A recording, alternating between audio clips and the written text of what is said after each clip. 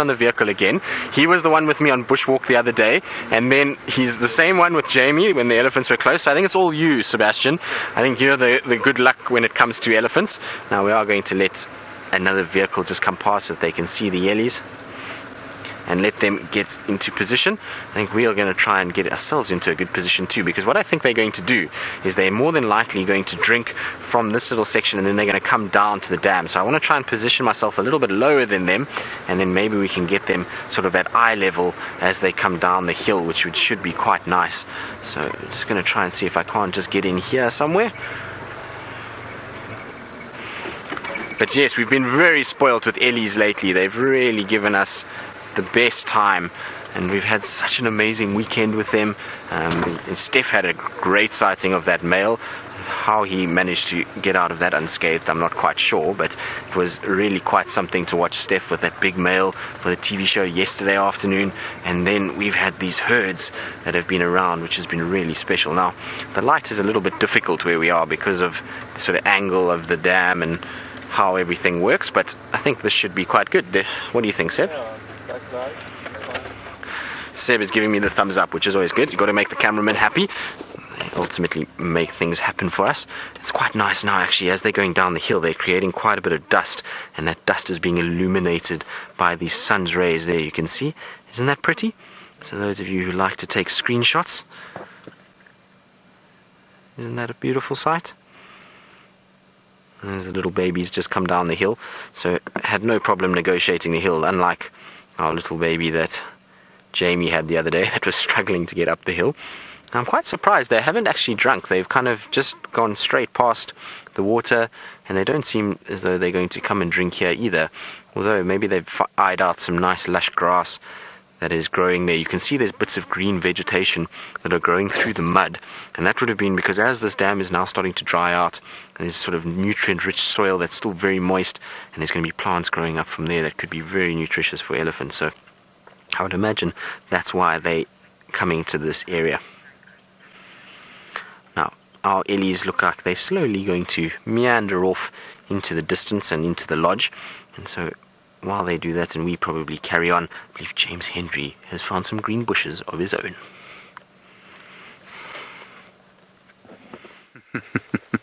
I have, yes, found some green bushes to hide behind. This particular green bush is called Combretum calinum, or the variable bush willow, and I'm sitting where either a buffalo or a rhinoceros, I think, was fast asleep at some stage during the course of today. We've left Herbert, or Herbert has left us rather. He has wandered off down there towards the setting sun, towards the pans where we have often found Shongile and Hosanna.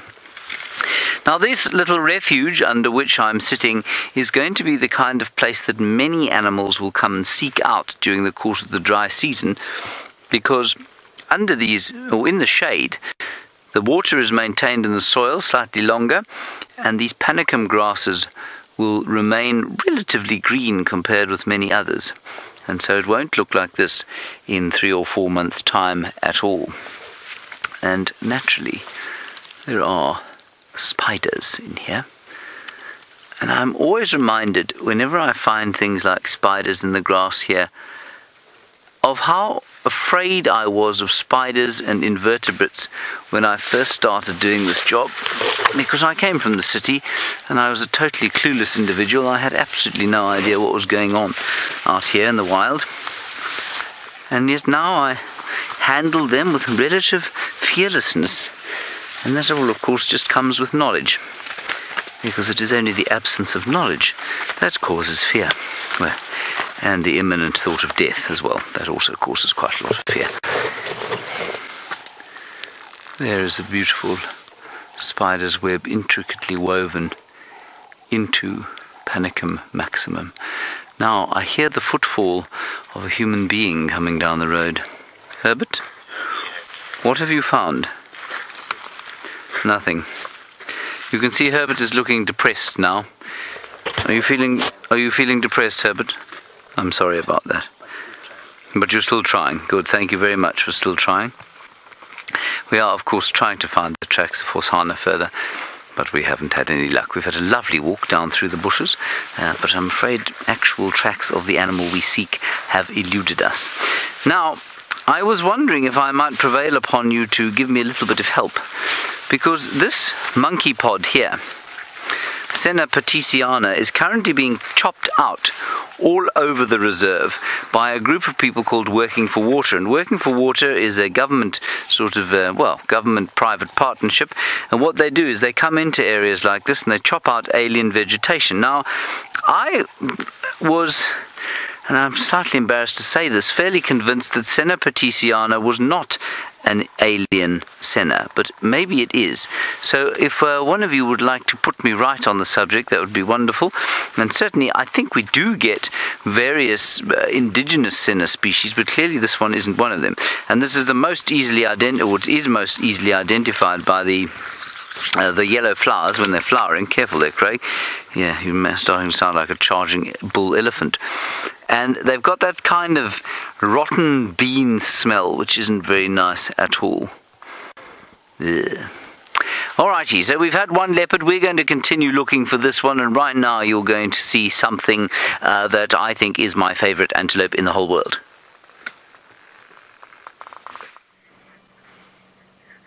Well, we will show you James's favourite antelope and my favourite antelope too in just a little bit. There you go. You can see them starting to meander down following the elephants. I wonder if they think they are part of this elephant herd. But there are some beautiful nyalas that are coming down, and you can see they're going towards the camp. I'm sure they want to try get into the camp so that they can get some delicious foods that grow inside there, and they do from time to time. We had a big male nyala feeding outside our camp this morning while everyone was having breakfast, and so sometimes they do get in. That little fence is really not big enough to stop them. It's more for the Ellies than anything else. And you can see it's quite a big group of them, and that's probably got one of the biggest sets of horns for a young male. It's not a very old Nyala bull, that, and it's already got quite large, long horns, so it's very, very impressive to see. And just now it was so beautiful. Two of them were displaying to one another, and they had their sort of, that crest or that ridge of hair on their back was up, and all the light was catching it, and they were kind of glowing yellow around them. It was very, very pretty. Now, of course, they have that hair just for their mating display, and when they're trying to establish dominance and territory, and when you get a group like this with lots of males together, you'll find sometimes they get into each other's spaces, and that's when they kind of flare up.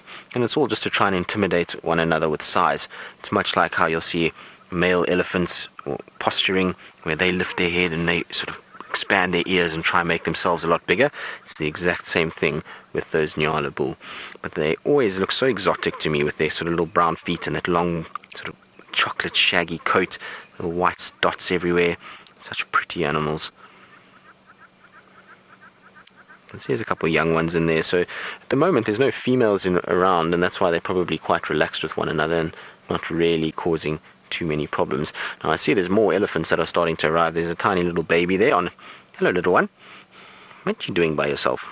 I suppose it's in the middle of that group, but it seems to just kind of be wandering on its own accord. Hey, little one.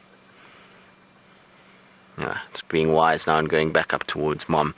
And it seems to be sort of the back end of the herd that we've got, because the herd that we had earlier that came down towards the water is now just slowly drifting away. And so this maybe is just a different grouping. And you can see the Nyala and the young elephant together.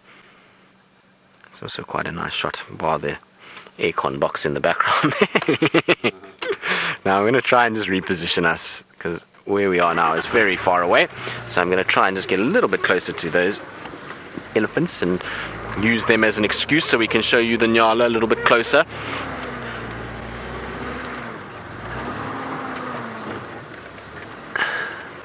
Right, now I've just got to negotiate a little furrow here.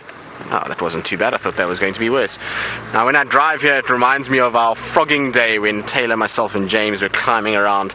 And this is basically where we were doing it, in amongst all this vegetation. So it was no wonder that everybody was getting thorns in their feet.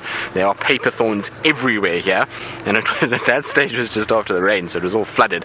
So we were clambering around in without shoes on. And I think James got punished more than anybody, but it ended up quite a few sort of thorns in feet and much yelping and wailing as we were going along. Now I see why they were not drinking here, because there's no water here. So you can see at the moment it's all dry. So we'll have to try and see, and that's why they didn't drink. They obviously came thinking that there would be water, and there wasn't. Now you can see all our Nyala bulls are starting to arrive now and come out of the bush, which is perfect for us because they're actually coming out into a bit of a more open section, which will be really pretty. So Seb, I'm just going to go a little bit further forward for you.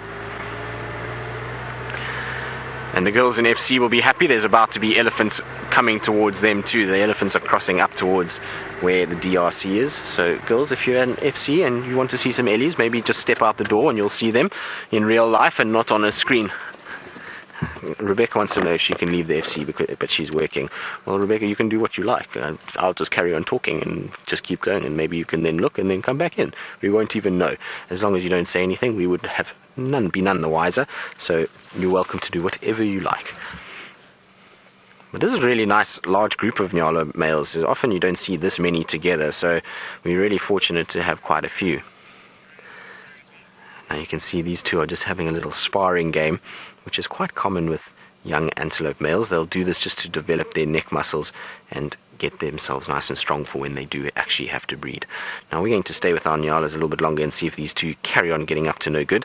While we do that, I believe Brent is with something that would like to hunt these guys. Well, they failed on their zebra hunt. They've now spotted some warthogs. Here she comes right next to us. She's jogging off up the hill to where she spotted the warthogs. She's going to jog straight past an elephant. I'm just going to duck out of the way. Look at that. Isn't that incredible? So the warthogs, can you see them still, Eggs? Or on the tree line up ahead of us. And that's what they've been eating a lot of recently. I can't see the warthogs anymore. There's a family of about 5 that they spotted. And now they're off. I think they've also lost sight of them.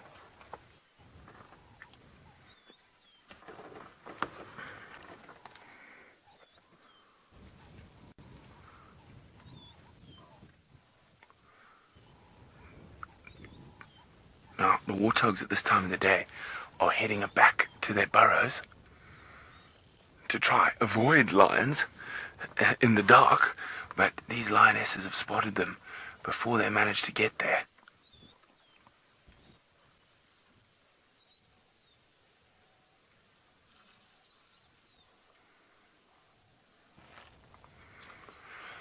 Hi, Lara Moore.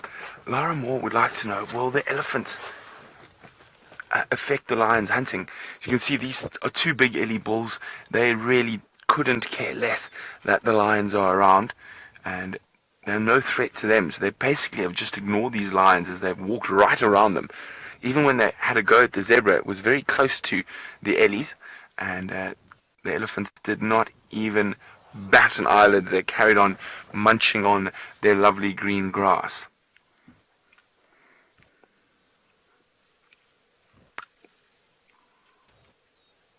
I can't see the warthogs just yet. But that is what this pride specializes in when the migration isn't here, is warthogs.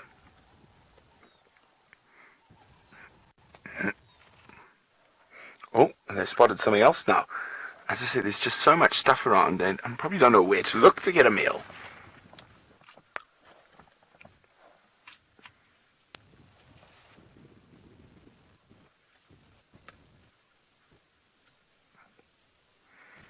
It looks like she's going to go up that Termite Mound.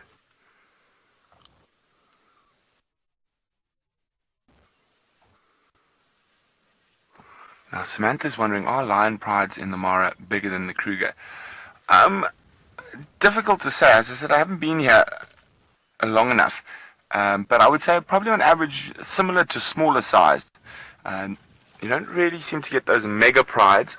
And even the really big prides that are sort of 20, 22 individuals tend to spend more time apart in 2s and 3s than they do all together.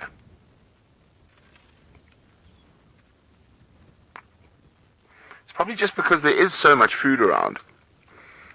You don't need a really big pride to tackle buffalo and hippo because there's always zebra, and there's lots of warthogs and topies and Coke's hartebeest and all sorts of things out here. Now, I can't see where the warthogs are going. I'm just going to move forward a bit.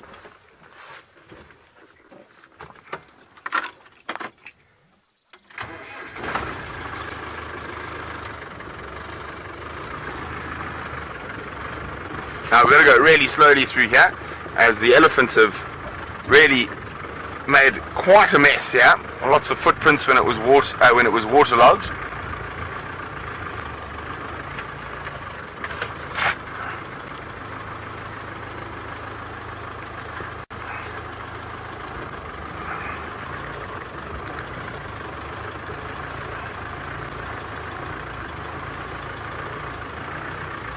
You're watching for holes, Eggsy? So we've got to be very careful when we go through that. Oh, we've got this beautiful big Ellie. I mean, he is so relaxed. He's got lovely long ivory.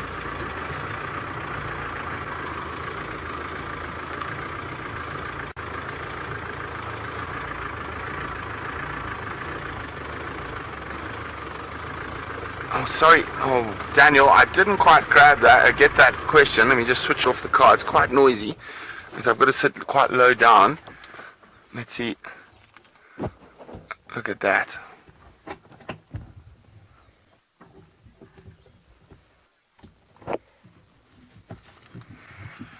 Now, Daniel's wondering, is it common for lions to hunt warthog?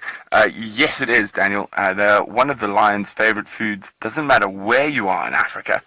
And I've actually seen lions spend a long time digging warthog out of their holes, even. I think those pigs might have got lucky, because I think the lionesses have lost sight of them.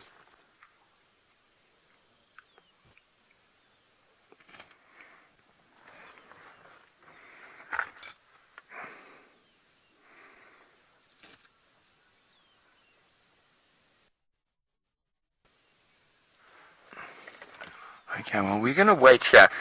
Now,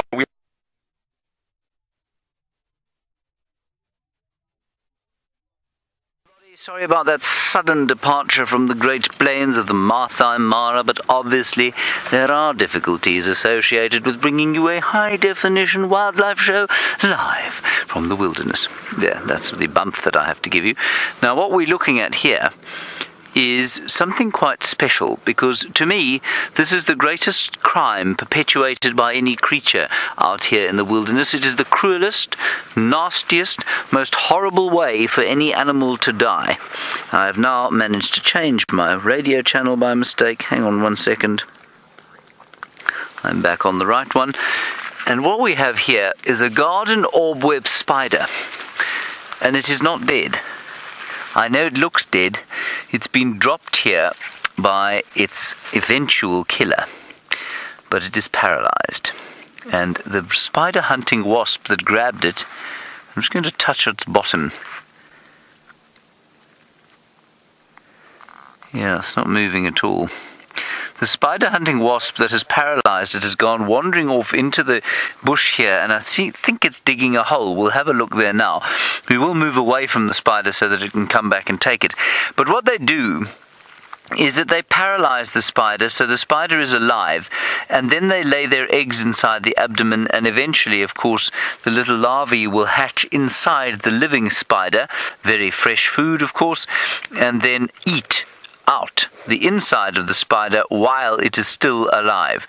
Now, of course, a spider is possibly not as conscious as we as human beings are, and so therefore it probably doesn't realize what's happening to it. But if you wouldn't mind, try and imagine being inside your brain, being inside that of a spider's, and knowing that you are paralyzed, and that the ultimate cause of your death is growing within you. And I just think that there is possibly an alien story in there somewhere, isn't it? Quite terrifying, knowing that there was nothing you can do about it, and there's no ways that you could ever not be paralyzed anymore, and that death was nigh. I think it's terrifying stuff. Anyway, this thing is now paralyzed. It's been left here waiting. It's not stiff at all, which of course it would be if it was dead. Oh, shame. Mrs. Garden orb-web spider, I'm very sorry. Anyway, the wasp, I think, is here. If you look over here, there's a hole there, and I wonder if the wasp isn't about to bury that spider in that hole. Can you see it there, Craig? The hole or the what? No, the hole, Yeah, not the the hole, wasp. yeah. Yes, well done. Good. Right, well, we leave the spider to its horrendous fate. Apparently, Jamie, a.k.a. Jerry Seinfeld, is going to tell you a funny story in the golden light.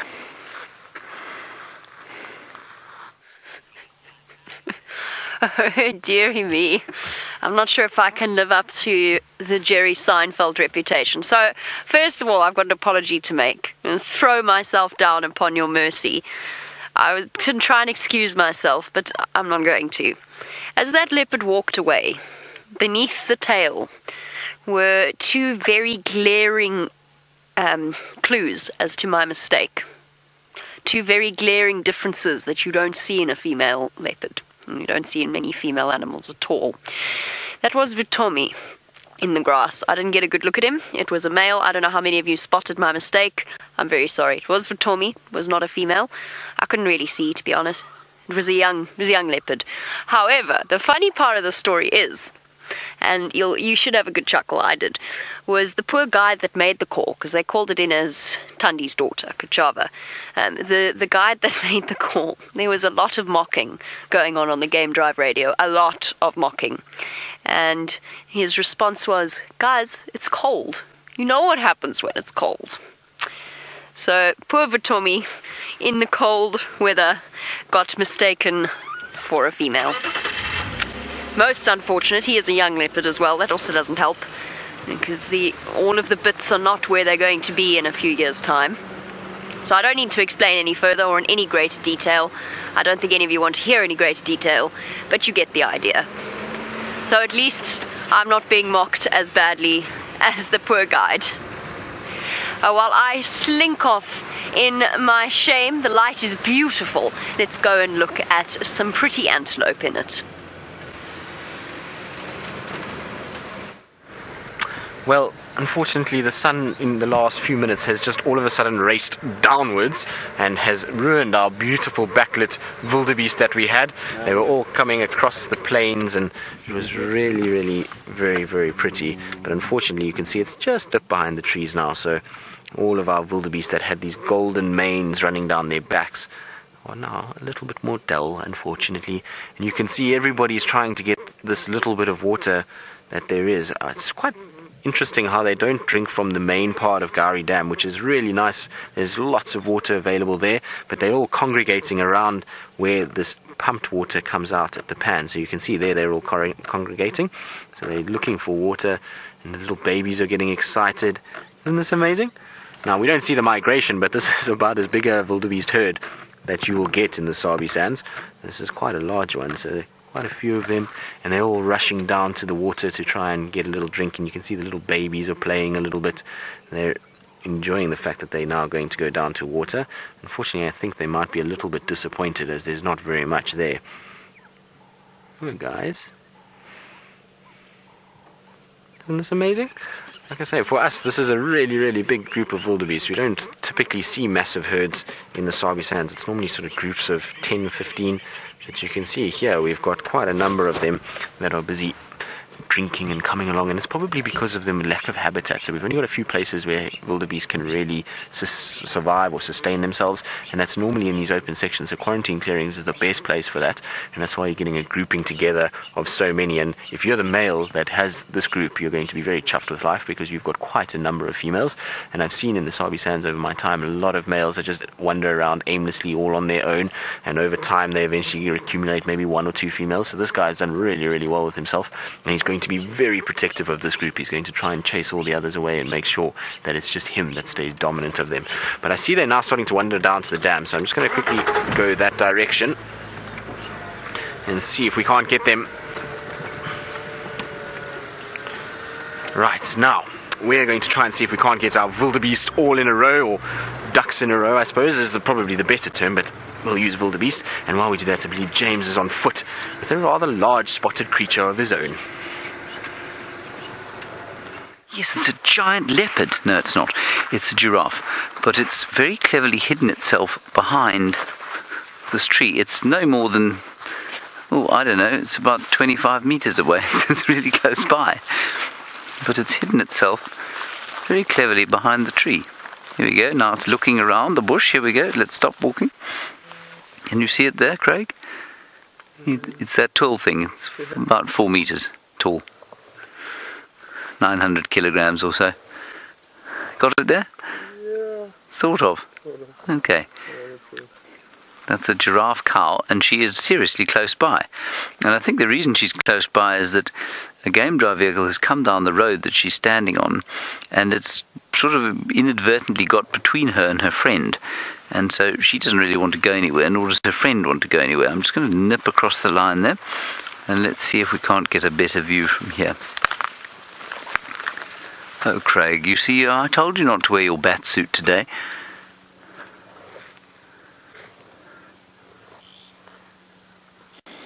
They're such fun on foot. Let's keep going. Let's go around onto the Termite Mound here. This is the Termite Mound, by the way, on which I last saw Hosanna. This will be a nice view here. Ooh, we've got three giraffe here. Oh, that is beautiful. Look at that. Alright, I'm sorry about this. We have to reboot the bushwalk backpack. Let's go across to Tristan with a beautiful scene at a dam. As you can see now, look at the beautiful colours that are reflecting off Gowrie Dam as these wildebeest slowly make their way down to drink. You can see they're just coming through, and isn't that pretty? Now, they're all wading in because that area is just a sort of flooded section. So for them, it's the perfect place that they can kind of wade in and not have to worry too much about crocodiles. The thing about a wildebeest is that it's always going to be quite nervous of a crocodile, particularly in places like this where you get big water sources. And that's why they try not to drink out of here. That's why they first headed to the smaller water hole to try and see if there's not water there, because that's much safer for them to drink at. But isn't that pretty? What a beautiful way to spend the afternoon. You can see the sun is just going down behind the treetops there. So it really is quite nice. There's a few clouds as well that are reflecting the light. So unfortunately, it's just the balance of dark and bright is quite difficult, but very, very pretty indeed. I think our wildebeest have slackened their thirst and are probably now going to go back into the open area, because they know now it's this time of the night when the predators will start get going. So you'll find that they'll now try and position themselves in a more open section that they can then see if there are any predators around.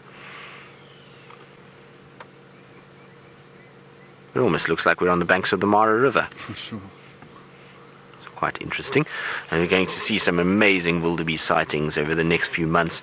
I'm very jealous of Brent and James and Jamie and Steph. They're going to have the most incredible sightings of that migration. It really is just something unbelievable to witness. So they are definitely going to have a great time.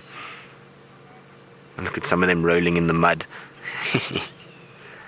You can see they're kind of packing mud on their horns, having a good roll around. Is that good? Let's see if it's going to roll all the way over. Nope. So you'll find the males do this a lot more than the females. You tend to find males doing it just one from a scent marking point of view. If there was a dominant male, he would do it. And they've got preorbital glands, so these glands that sit just below the eyes, and those will kind of make a scent, and other wildebeest will know there's a dominant male. But they're also doing it to keep their skin in good condition. Zebras do it quite a bit. They'll roll around in mud, and so they do it just to kind of exfoliate the skin and get rid of all the little parasites and bits of loose skin cells that they may have. And a lot of the time it'll pack mud onto the head area and emphasize the size of the horns. So it's all kind of part of that display.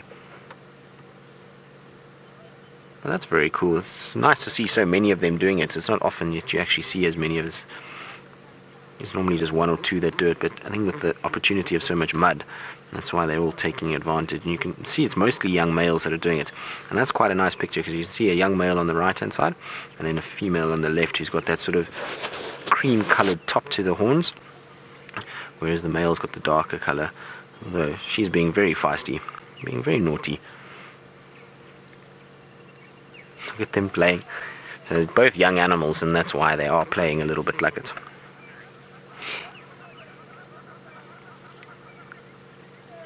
comes one of the adults to sort this out. Enough of that, everybody. There we go, off we go. I think that's it. I think everybody's now had their day at the spa. They've got water, and now everyone is happy that they've got sufficient mud all over them. I think they're starting to start moving away, slowly but surely. But the clouds above them really are so pretty. It's difficult now because of the sort of light, but if we punch in on those clouds, they've got this kind of gold coloration on them. It really is quite amazing. So we'll have to just adjust slightly for the sort of brightness of the sun. But there you can see the colors.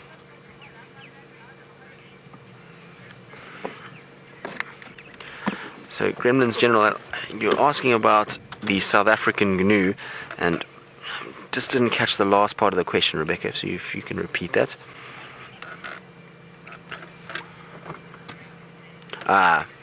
So you're wondering if it is a breakaway from the Great Migration. Well, no, the Great Migration is a different species of wildebeest.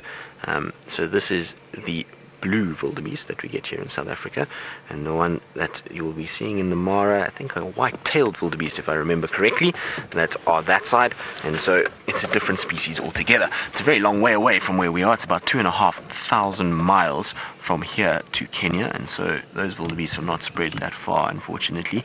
And here in South Africa, because of the sort of way that our distribution of rain falls, there's really no need for the wildebeest to be massive migrators. They can move around within the sort of area of the Kruger National Park and don't have to cover nearly as much distance in the numbers that they do in Kenya, and so they're not an offshoot of that. It's just a completely different species in a different part of the world. Now, I think that's all that we are going to have for the wildebeest. They've now all left that area, and I think now is going to be a good time to start heading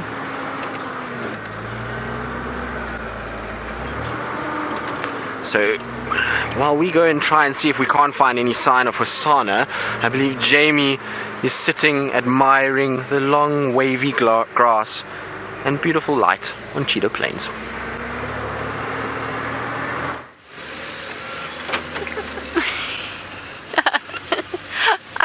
Funnily enough, Rebecca, because Rebecca's a bit confused as to Tristan's thought about me admiring the very long grass. I was actually admiring the really long grass. The sun was shining through it. It was beautiful. I assume he's making reference to the fact that Cheetah Plains is grass up to here in certain places. Right, let's find you a nice view of this sunset, because it's the one thing that winter gives us that is, there's two advantages to winter out here. 3. 1, the sunsets and the sunrises are spectacular. 2, it kills off all the mosquitoes, and we'll chat a bit about that in a little bit. And 3, you get to see unusual creatures like pangolins and so on coming out before dark. I say with great hope and expectation. Now come now, there must be a good view somewhere. Let's get to this open area. It's just ahead.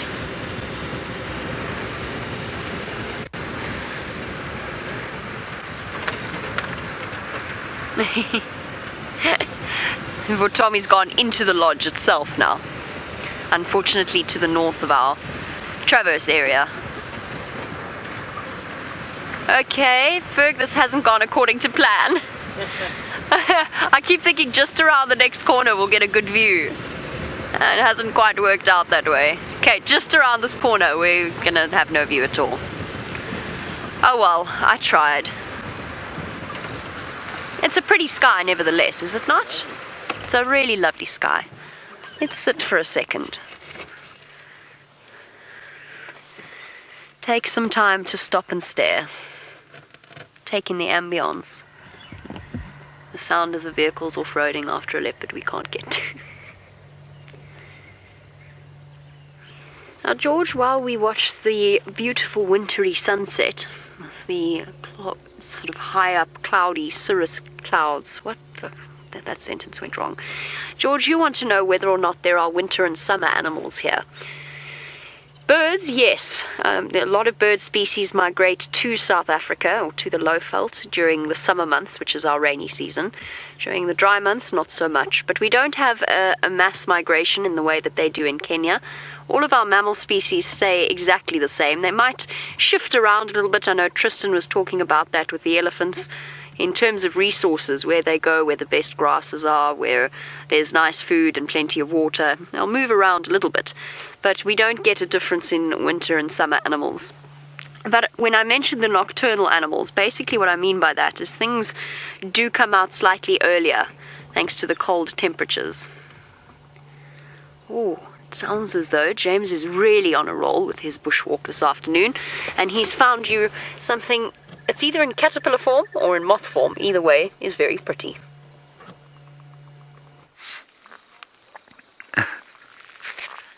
It is pretty, everybody, and you've seen it many times, but it's too pretty not to see again.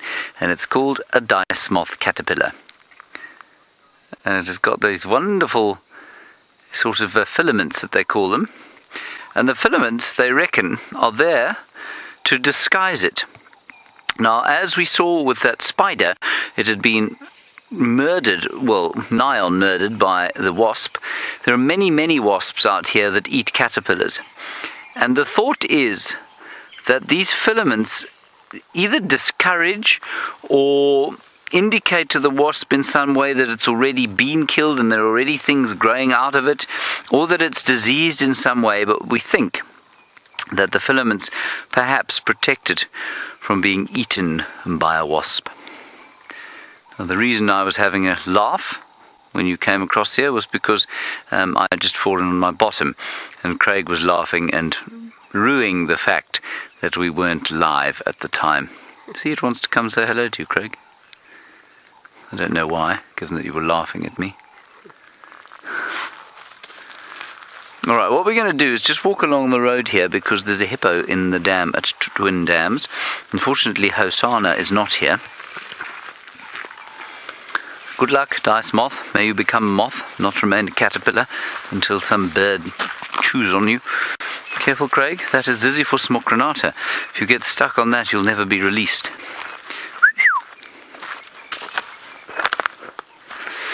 And I didn't know that. Thank you, Rebecca. Apparently Craig's nickname is Zizzy.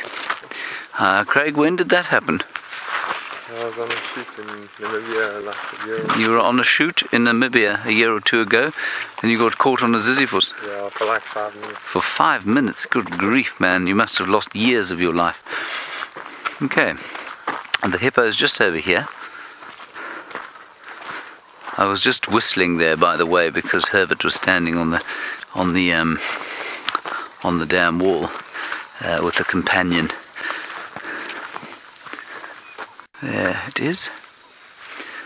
Now, this time of the day, you don't want to be spending too much time too close to a dam with a hippopotamus in it. We wouldn't mind being up here. It would leave us alone. We're in no way threatening its existence. It wouldn't sort of decide to come out of the water up the bank at us. But if we got too close to the shallower parts of the bank, we could well have a bit of an issue. But we're not going to do that. Let's move just a little bit further around, because there is, as I think Jamie has shown you, a beautiful sunset in progress, just over there. Isn't that fantastic?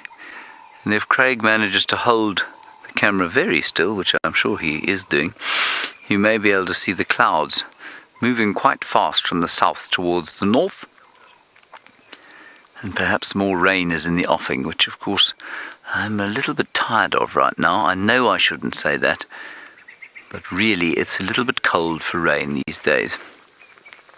Now, we have shown you a hippopotamus, we have shown you the sunset, Tristan's shown you an elephant, we've shown you an elephant, but Tristan is now going to show you elephant and sunset.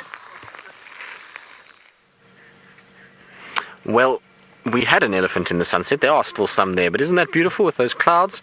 There's a couple of Ellies that are just rolling through. So we've got another herd that's on its way to Weirtella Dam. It seemed, or Gari Dam, should I say? It seems like we are destined not to leave here, as we were kind of followed the other elephants down. Then the Nyala came, and then the Wildebeest, and now we've got another herd. And isn't those colours in the background beautiful? We've got those light pinks just coming through as that sun is set. It really is quite a spectacular scene, and this herd is in no rush to go anywhere. They are very, very lazily walking around, slowly feeding as they go.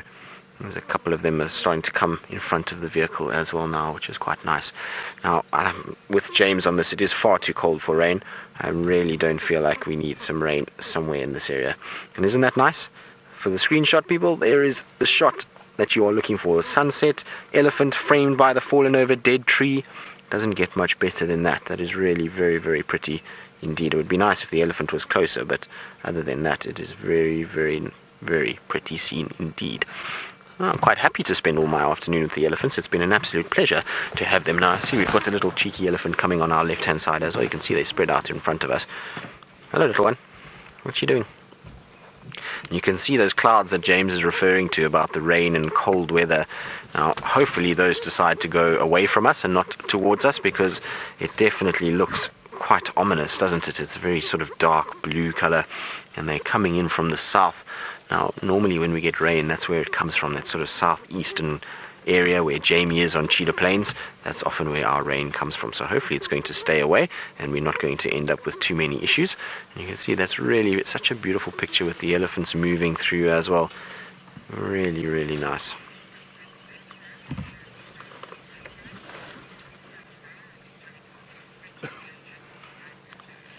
Now, we're talking about cold weather and that it is getting a little bit colder, which means that is the sign that winter is upon us. And so just a reminder to you all that we will be starting a little bit later from tomorrow. So tomorrow morning we will be starting at 6:30 Central African time and not at 6 o'clock. So remember that we will be a little bit later, and that's just so that we can be in time with the sun, because as we start going into winter, so the sun rises a little bit later, and then we'd spend a lot of our time driving in the dark. So that's quite nice as well, as you can see on the right hand side. So we're jumping around a little bit, but that's because of the amount of light that we've got, and it really is so beautiful to see that sunset with the elephants underneath it. Isn't that nice? Oranges, pinks, blues, we've got every hue. Mother Nature is showing us every little bit that it's got this afternoon, and we're being absolutely spoiled. The only thing that could probably make this picture a little bit better if there was a leopard sitting in this tree.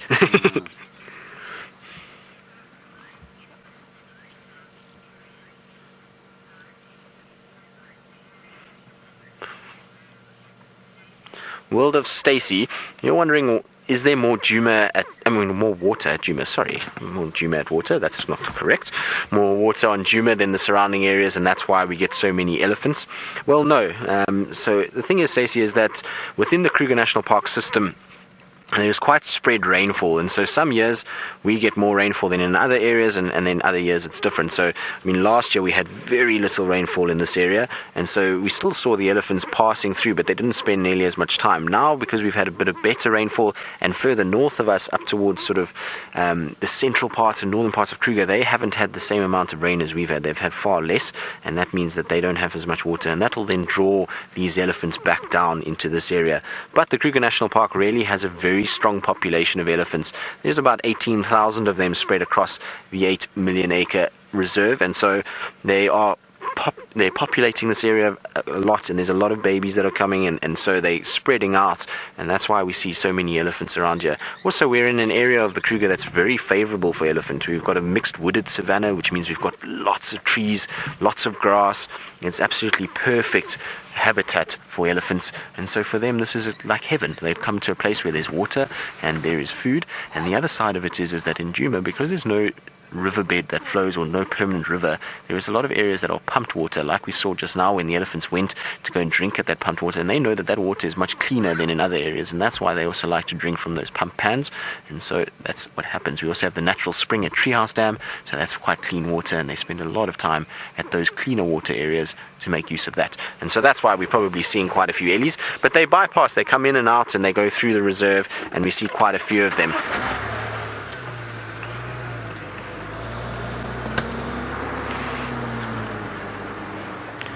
Andy and Julia, you're wondering if there's any difference between the elephants here in the Sabi Sands and the ones in the Masai Mara. Well, they are the same species of elephants. There's no sort of difference. It's not like the forest elephant versus the savanna elephant. So they all are savanna elephants. But what you'll find is that, and this is just from chatting with Brent a little bit in the last few days, I managed to have a phone call with Brent last night, and he says hello, and wanted to just have a chat about things at Djuma, and he was telling me that the elephants there, in his opinion, are slightly smaller than what we see here. But other than that, they are very similar. We also find that our bull elephants here tend to be very big-bodied elephants. They tend to have really large heads, very, very thick tusks, not necessarily the longest, whereas in the Mara, we'll see a lot of the females will have quite straight, quite long tusks, whereas the males there don't really get as big a tusk sets as what we see sometimes here with our bulls. And that's the sort of major differences. Otherwise, they really are very, very similar. You'll also find the elephants there have a sort of different feeding pattern to what we have here. The elephants there make use of a lot of the grasses, and whereas our elephants here in the winter months will go into almost 60% will be trees and other sort of roots and tubers, and they'll actually leave the grass alone. Now this herd is really, really big. The more I'm sitting here, the more they are coming out. They're just stretching all over, and so it really is a massive herd, and it's quite something. And I actually want to stay with them only because I want to try out a little bit of IR with them. I think we might have our infrared lights, and wouldn't it be amazing to be able to follow this herd in infrared and see them in the darkness and what they actually get up to and whether or not their behavior changes a little bit, because we spend so little time with elephants in the dark because they're not a huge fan of lights, and so we try not to shine on them and we don't want to disturb them. But now with our infrared, we are using lights that are not disturbing the animals in any way. It's at a wavelength that they can't pick up, and so they go about their normal business, and it's going to be really cool to see. But isn't this little baby cute? Hello, little one. You are very cute.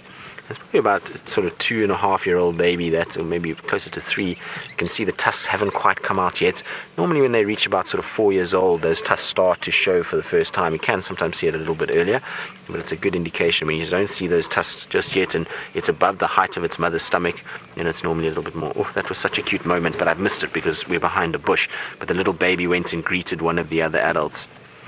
Now, what's wrong, guys? You all seem a little bit grumpy. I'm going to go back a little bit and just try and get in front of them. Sorry, Seb, I've positioned us quite badly here. But let me see if I can't just find a better place, because it seems like they're all starting to come together now, which is great. And there are more on their way. And it seems like they're going now down towards the dam cam again and down towards Gari Dam. So we should have another whole herd of elephants passing through. It would have been nice if they had all decided to come out yesterday, because we were looking for herds of elephants yesterday afternoon, and we were battling with our TV show to find the herds. Steph had that big male, but couldn't find the herds, and now all of a sudden they're all right around Djuma. But isn't this amazing? You can see just on our left hand side there is so many of them, and just kind of driving along with the herd, and slowly but surely they're making their way out into the open with that beautiful dark sky in the background. It really is so, so pretty, and we're being so spoilt by the elephants today. Thank you, guys. And I hope you at home are all enjoying it as much as I am. It's so nice to spend time with them and just be in amongst them, and to have one herd after another rolling through is such a special experience. And I actually know this herd now that I've just seen one individual in particular. You can see this one with the outward curved tusks.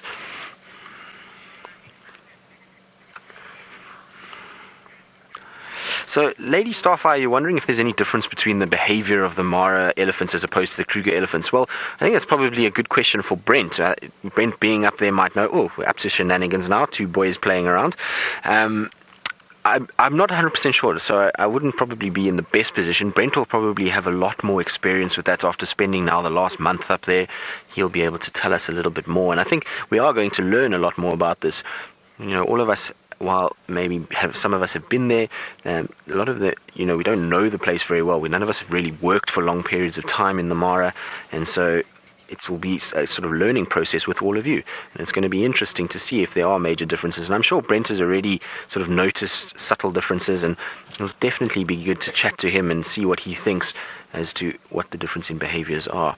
I would imagine that the elephants there are far more sort of dependent on moving towards the river and then back up into the valleys at night to feed. And so you're going to end up with a situation where here our elephants kind of just move through the wooded savanna and they eat as they go, whereas there I think they go up into the valleys where it's a bit more wooded. Now, so Rebecca's just reminded me that the sun is down in Kenya, so Brent is already back home, which means that we'll have to ask him these questions about the Ellies tomorrow, or I will phone him and ask him, and then we can give you an answer tomorrow morning as to what the difference is. But I know that they do move out of the sort of grassland areas and then up into the valleys at night, where there's a more wooded area that they can feed off. Now we're going to just sit and enjoy and put our infrared on, and while we do that, I believe James is sniffing plants and he can smell something interesting.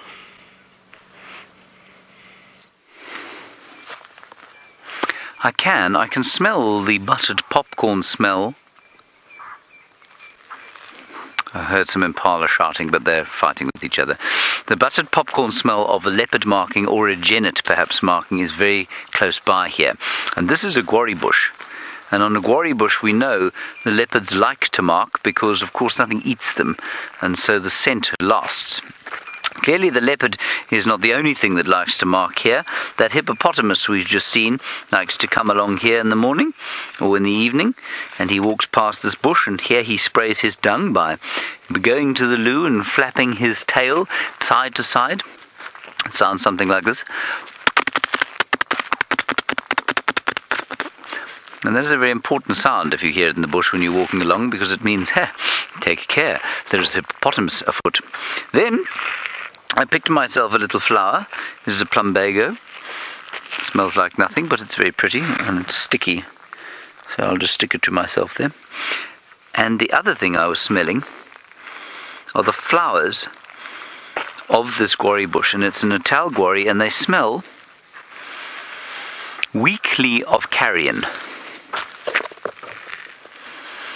So they smell very weakly of sort of rotting meat. And I'm pretty sure that they must be pollinated by the similar kind of nocturnal moth that pollinates the Gymnosporia buxifolia, or the spikethorn, which smell very strongly of sort of mothballs mixed with rotting meat in the night. So I think that's what's going on here. But let's just walk slowly along the road, and we'll see if we don't pick up some tracks of a leopard as we go, because something has marked its territory around here. It is, as you can see, getting dark, but we are going to get a lift home, so don't worry, we will be fine. I know that many of you were thinking, good grief, they were only just at Twin Dams. How will they make it home before it gets dark? And you need fear not. You may rest easy and breathe easy. We will be picked up shortly. I'm just going to smell through here. Now, Stacey, we've spoken about rain, and you say, is it normal for us to have rain at this time of the year? Should we not be finished the rain? Should we not be going into the dry season? And the answer is absolutely we should be going into the dry season. It's not unusual to have bits and pieces of rain now, and even up until September we could have, very brief spots of rain. But I think we've had an unusually large amount of late wet season rain. So we should be going into the dry season now. Now, the elephants have been all over here, but I don't see any further tracks of leopard. So, no leopards at all. Let's continue. We'll just keep checking on these guarri bushes.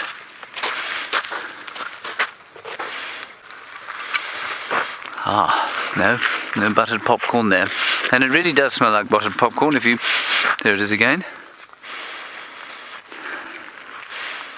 And if you want to know what it smells like, just go across to a movie house or cinema and stand in the popcorn queue, and that's really what it smells like. Right, our lift has arrived. This is a relief. It's starting to get rather dark out here. We'll see if we can't find you one more interesting thing, simply because there are a huge number of babblers shouting over there, and I wondered if they weren't perhaps alarm calling.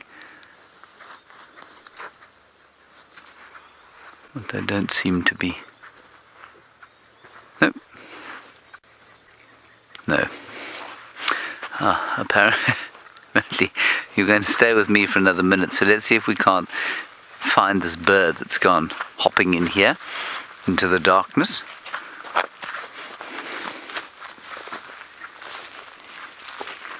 Wait, it's in here.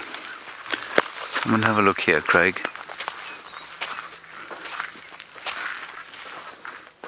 Nice and slow. It's just up here. There it is. It's a chagra. You're not going to see it. looks like a sort of piece of coal flying around in this light. Right, let's carry on up here. Alright, I think that's probably going to be it from the bushwalk today. It's getting a bit dark, but Tristan, with his infrared lights, has still got those elephants. We do indeed. We haven't turned the lights on just yet, but look, it's Fang's herd. So Fang is back on Djuma, and isn't this amazing? Look how many elephants there are in front of us. This is just so amazing. We are being absolutely spoiled by these elephants this afternoon. There are so many here. I don't even know how many there are. What do you think, Seb? 30? Maybe more. More even. It's amazing. So I'm going to try and just get ahead of them again. We've got some young bulls that are playing a little bit of argy-bargy behind us, and they're all now going towards the water. And I think we're going to have this very similar situation that we had with our last herd, where they're going to expect to get water at that pump pan, and there's not going to be any, but I'm hoping they're going to go down to the dam. But isn't this amazing? We are really special.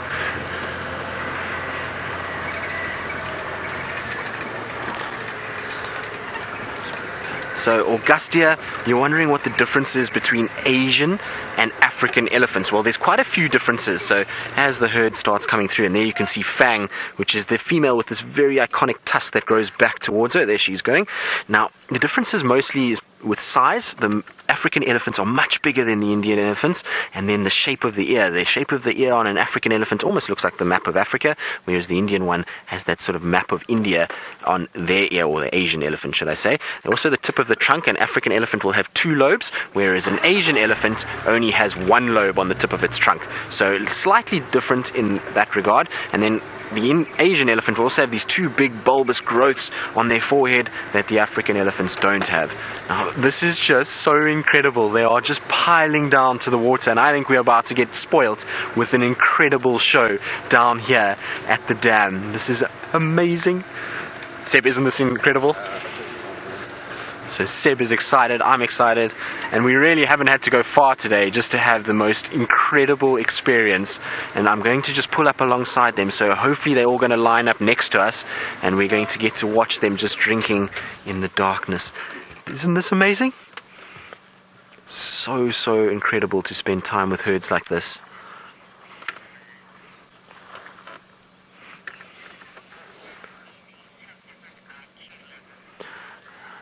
So, Laura, you're wondering if animals of the same species have different IQ levels. Well, I would imagine so. I've watched quite a number of animals in my time, and some of them definitely seem to be a little bit brighter than others of the same species. But it's something I suppose is very difficult to quantify and difficult to measure. So it's something that I don't think we know for sure. But just watching sort of some animals tend to be sort of a lot cleverer than others, even though they are part of the same species. Now, our 2 naughty bulls are coming close, as you can see. Now, I wonder if it's not worth going into infrared. You want to go into infrared, Seb? Let's try it and see. Isn't this amazing? There is elephants on both sides of us now drinking. So we've got these Ellies here. There's a cow and a calf on my right hand side as well coming down. This is unbelievable. So amazing. And I'm hoping they're all going to line up on our opposite side. And isn't that incredible? That we can now see them in complete darkness, and we're not disturbing them in any way by having this infrared light on, and yet we can still see so nicely. Hello, guys. Isn't this amazing? Seb, we are being absolutely spoiled this afternoon. And all of you. And that is the most amazing part about having this largest safari vehicle in the world, is that you all get to share in this with us, and to be able to show you sights like this is just so special. And it even seems like they are going to line up across from us. We've got them on the right hand side here, so we literally have elephants all around us drinking. It is the most amazing scene. There we go, there's some more of them. Hi guys.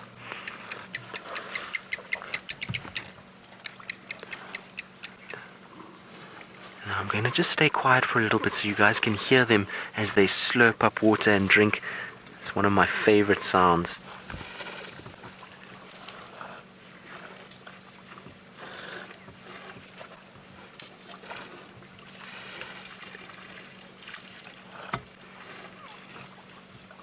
Isn't this great? This is so special.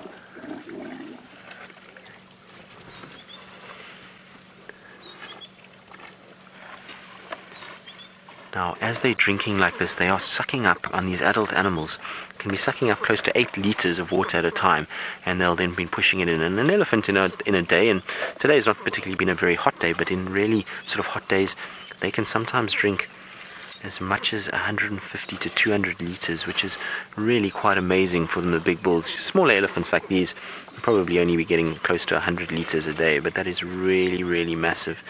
Now, hello, little ones. Now, you see that their eyes do glow a little bit, so they do look quite scary in this sort of infrared light. It almost looks like they got these kind of glowing eyes. But now, we're going to spend time with this herd because this is just so fantastic, and we are being absolutely spoiled. And while we do that, I believe Jamie has found a giraffe in the dark.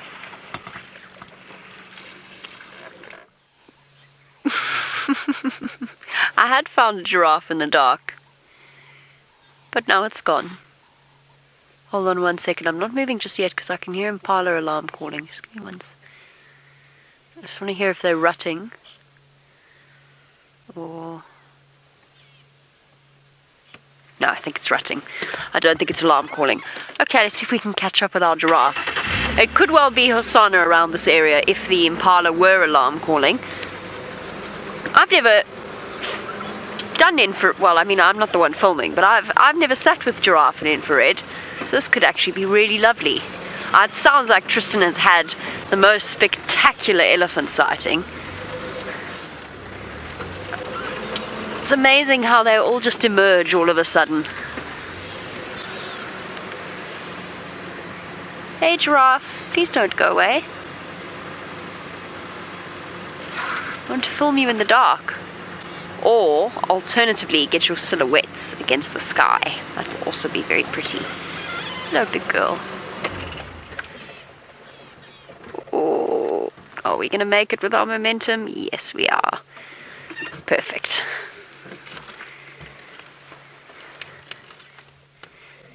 Very pretty. I know James had giraffe on foot earlier, and I don't know if he managed to get them on camera or not. But at least now we've actually we've had a really lovely safari. We've had leopard, lion, elephant, giraffe, more elephant.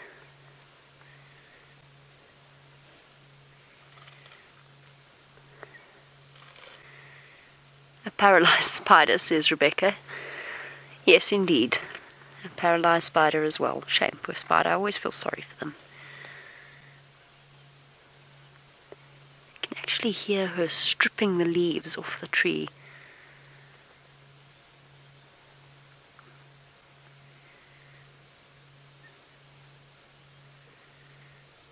Using that long tongue. Can you hear that, Ferg? Such a cool sound.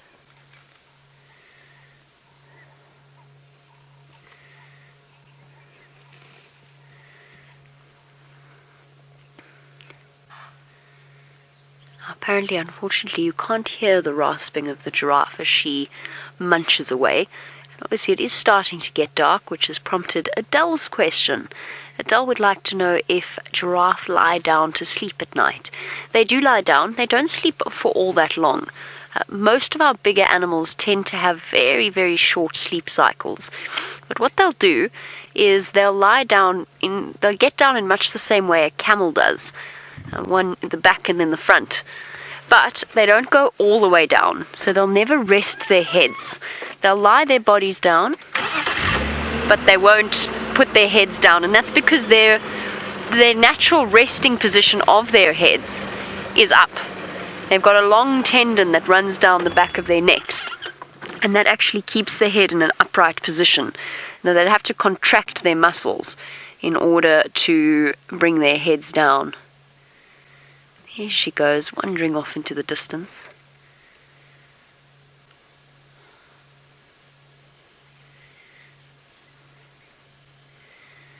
Off she goes. So Adele, they do lie down, and as I said, they don't sleep for all that long though. Obviously, lying down like that does make them more vulnerable, especially to something like a pride of lions. And lions do regularly catch and eat giraffe. Still haven't seen it on our live safari. We've seen the Nkuhumas hunting them before, but I don't think I haven't seen the Nkuhumas on a giraffe kill since I got here. I'm sure it has happened in the past, but I haven't seen it. And the lions where I was working just before this had a special skill when it came to catching and taking down giraffe. They were very, very good at it. They regularly see them on giraffe kills. Okay, I want to go and find Hosanna now. That's my plan. And still hearing the odd impala snort. Makes me wonder whether he hasn't come wandering through at some point. But lights on. Let's go see what we can find. Oh, and Rebecca's got a special request because it's going to be her last directed show for now, at least from Djuma. Rebecca would like to see a bush baby.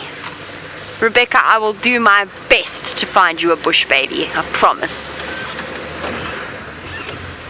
I will try and find you a bush baby. That's a lovely idea. I'm sure Fergus is very excited to film bush babies. I am indeed, says Ferg. Okay, let's go find a bush baby and a leopard. Or we have a situation like we did when we followed Shungile that one evening. Bush baby being chased by a leopard. There's the impalalas. I'm not going to shine on them. They're a little bit far for the infrared. And in some dense vegetation, they all look pretty relaxed.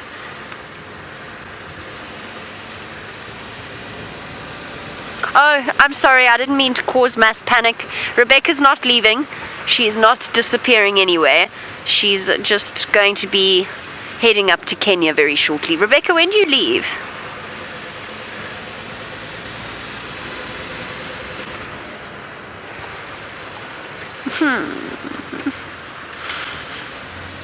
Rebecca leaves tomorrow morning and then gets to Kenya on the 23rd.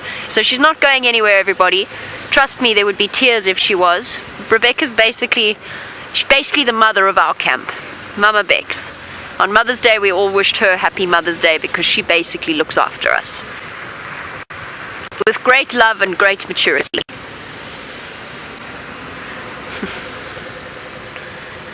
Which is not always that easy in our camp. There's a lot of personalities, which I love. I think it's awesome. She also tells us when to go to bed. Occasionally puts us to bed. Alright, Rebecca, for you, I will try and find you a bush baby.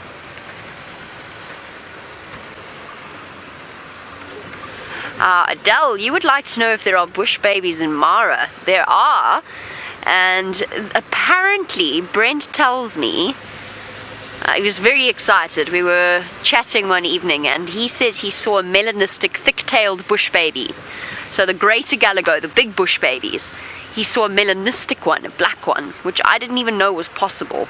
So I'm quite excited about that as well. There will be bush babies, different species of bush babies, apparently.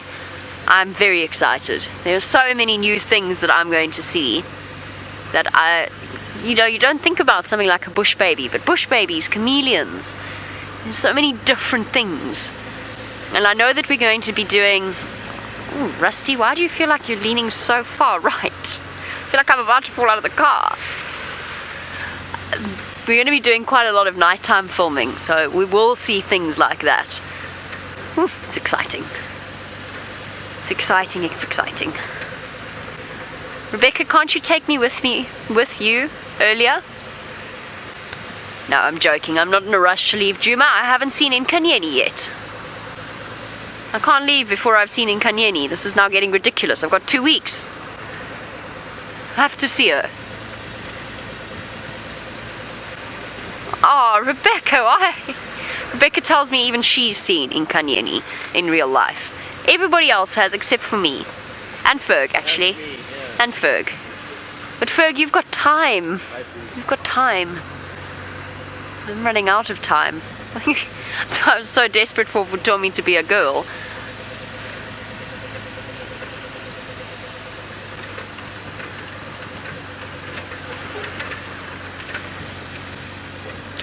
All right. I know that Tristan's been really, truly enjoying that wonderful herd. Let's go back to him and one of my favorite elephants. Well, we have, Jamie. We've been so spoiled by elephants. Once again, the elephants just seem to be outdoing themselves the last few days. And Fang, always, this herd is so amazing to spend time with. They're normally very relaxed individuals. They like sort of spending time around the vehicle. They don't really worry about it too much. And so just to have this many animals around you and to be able to do this in the dark, normally we would have left these elephants long ago because we would be worried about affecting them in any way. And to do this in the dark and be able to sort of spend time with them is just so amazing. And to watch them come down and drink in the sort of social order of everybody, and you can see now that they've drunk, everyone is spreading and starting to move back up into the thickets to go and feed for the night. But what an amazing sight we've had, and seeing Fang drink like that, she's such an iconic sort of individual that tusk really stands out, and it's so amazing just to watch her. And we're saying to Sebastian, with the infrared, the tusks all seem to be much brighter, and so it just sort of amplifies that growth of that tusk and really becomes quite an iconic image to see in this late evening. This really big female elephant drinking with this sort of cloudy sky in the background is such a special thing. And Sebastian was saying to me, he was commenting that at one point just now he just had to look up from his lens just to take in this whole moment, because it is so special just to be here and just to have them spread around and listen to the sounds as they move and they drink and kind of play with one another. It's really very special indeed. But I think that's probably it now. I'm sure as Fang starts to move, the rest of the herd will start to follow. She's normally one of the sort of ones that moves the most, and as she goes, she's a higher ranking female. Most of the herd then wraps around her and carries on.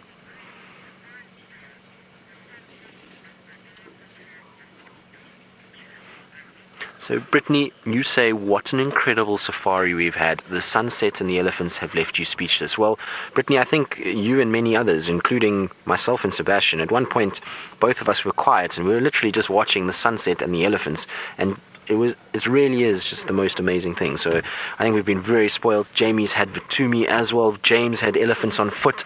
It's been such a special afternoon. We've really had so much luck this afternoon. And this is what the amazing thing about safari is. Some days it's really quiet and we struggle and we can't find the animals. And then you get afternoons like this where it's just literally everything is everywhere, and it becomes an absolute pleasure to drive around and experience these things. And I'm so glad that we have all of you along with it. So I'm glad you're enjoying it, Brittany, and hopefully you'll continue to watch for years to come. And remember, you can send through all your questions on #SafariLive if you want to ask anything more about the elephants. But I think that's it. I think we're probably going to leave them. There's a really pretty image of the two of them there with the sort of... So Tony, you're wondering if the backward tusk would have any use. Well, probably not, Tony. I can just see the sort of silhouette of an elephant on the left-hand side there, Sebastian. You see it in the water. Absolutely amazing, because that's where the sun is setting. So without the IR light, it's actually a little bit orange there, and it's very pretty as that elephant's starting to come. That backward facing tusk wouldn't have too much function. That's why it's so long. You can see it's very long compared to her left hand tusk. She's not going to be able to use it to leverage another, or as she would with her other tusk, and so she uses her other tusk a lot more. So it's really probably a hindrance more than a help. So we'll have to wait and see. I would love to know in a few years' time how much longer that tusk gets, or if it's ever going to break, but we'll have to just wait and see how it goes. But isn't that quite creepy, with the elephant eyes glowing as it's coming out of the darkness?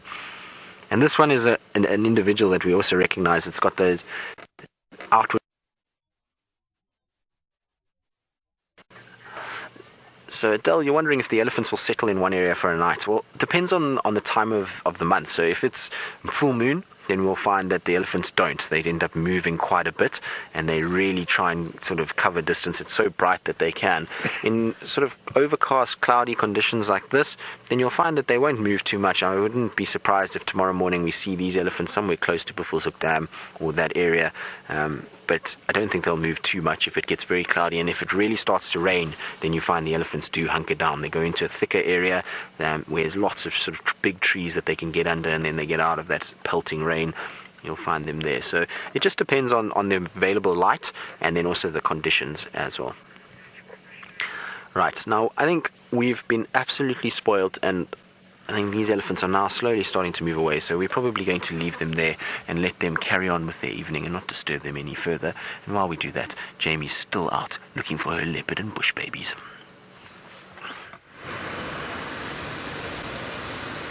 I'm scouring the vegetation for leopards and bush babies, desperate to find one or the other. I would really like to find some bush babies for Rebecca.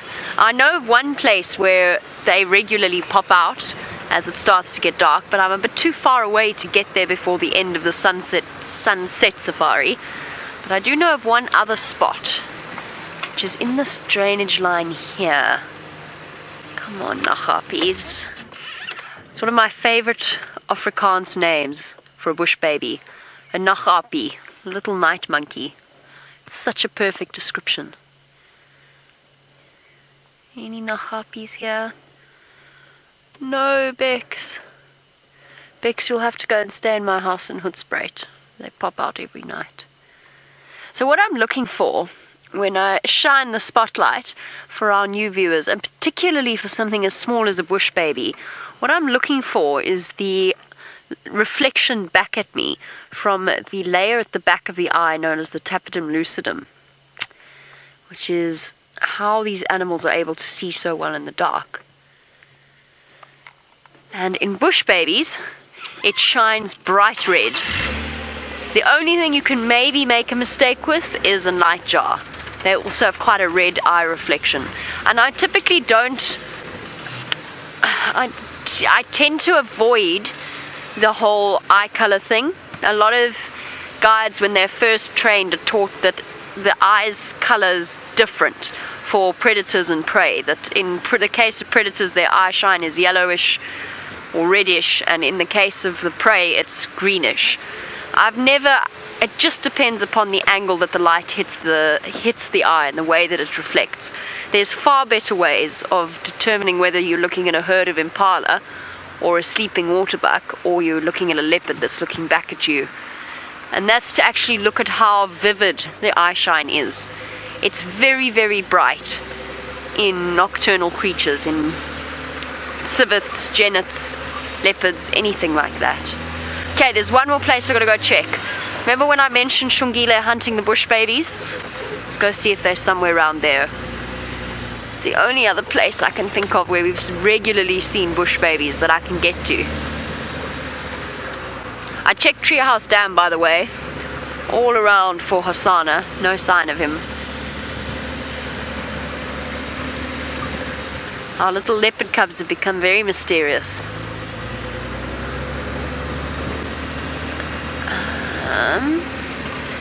Might run into an elephant herd.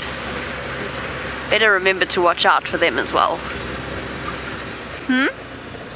Yeah, Fergus says yes. Absolutely. Okay.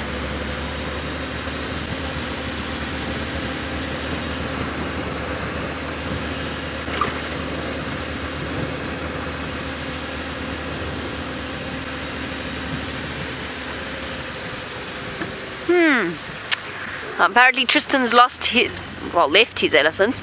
Let's go and find out if he has similar plans to myself.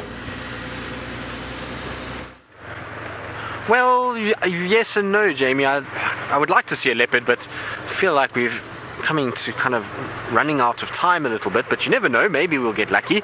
And as for bush babies, I think I'm going to leave those to you tonight. I want to try to see if I can find one of the last chameleons for the summer months, so that's what I'm going to look forward. And I must agree with Jamie, Nachappie is a funny little word for Afrikaans, and probably one of my favorite Afrikaans words too. I love Afrikaans in that it's a very descriptive language. It's got words that always describe things. So it's kind of, if you think about Afrikaans, it's Nachappie is a night ape, and if you want to know some of the others, a zebra is called a tronkpaard. Now tronk is jail and paard is a horse, so it's called a jail horse with reference to the black and white stripes, which I thought was quite entertaining. And then a leopard is called a leopard, which is a lazy horse, and then a cheetah is called a leopard, which is a hunting lazy horse. These names are all quite ridiculous. And then you've got a giraffe, which is called a camelepard, and that's a camel horse. So the Afrikaans really did like their horses at some stage, and decided that everything was quite similar to that, really. But they do have very descriptive names, and it is quite entertaining to listen to Afrikaans people tell stories. They often are very good storytellers, and you can get some very hilarious moments by talking to them. So I think what we'll do is try and see if we can't find a chameleon, which I think, if I remember correctly, is a verkleur mannetjie, which means a color-changing man.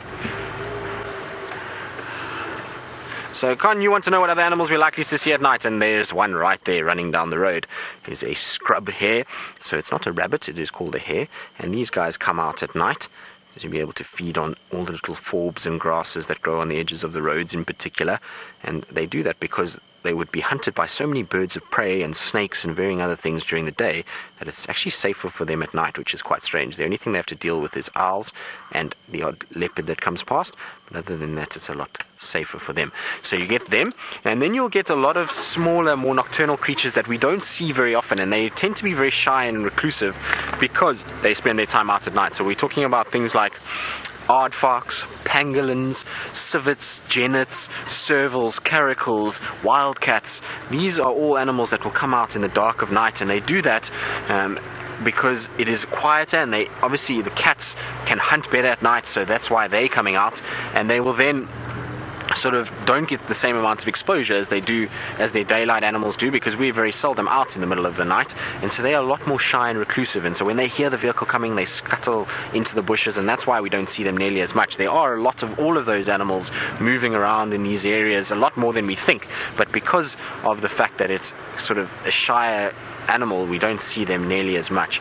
Now I can just see a little bit of orange light that is coming through on the western horizon. It is very, very pretty. It must be the light from the last rays of sun that have come down in the Drakensberg. There you can see it.